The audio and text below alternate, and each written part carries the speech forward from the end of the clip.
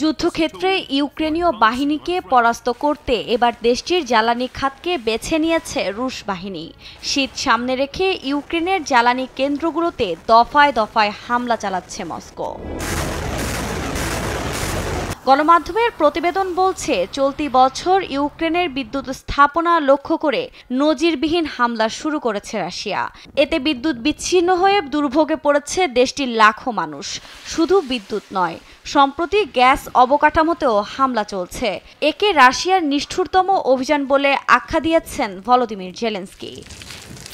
বিশ্লেষকরা বলছেন, শীতকালে রাশিয়ার এমন ধ্বংসাত্মক অভিযান যুদ্ধ কবলিত ইউক্রেনের জন্য নতুন চ্যালেঞ্জ তৈরি করেছে। এতে দুর্ভোগ বাড়বে সাধারণ মানুষের। এত কিছুর মাঝেও ইউক্রেনের ড্রোন হামলায় কেঁপে ওঠে রাশিয়ার ওরিওল অঞ্চল।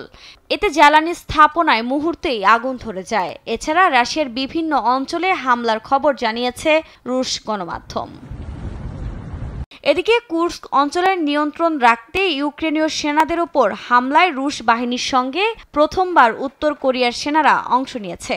এক ভিডিও বার্তায় এমনটাই দাবি করেছেন ইউক্রেনের প্রেসিডেন্ট ভলোদিমির জেলেনস্কি। প্রাথমিক তথ্য রয়েছে যে রাশিয়ানরা আক্রমণে উত্তর কোরিয়ার সৈন্যদের ব্যবহার শুরু করেছে।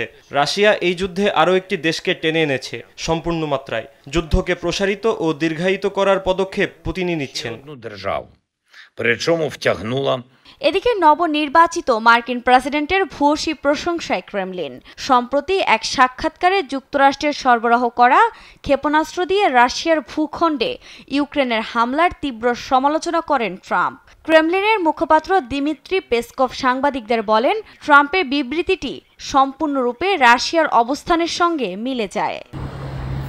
আফরিন মৌ, নিউজ ডেস্ক, দেশ টিভি।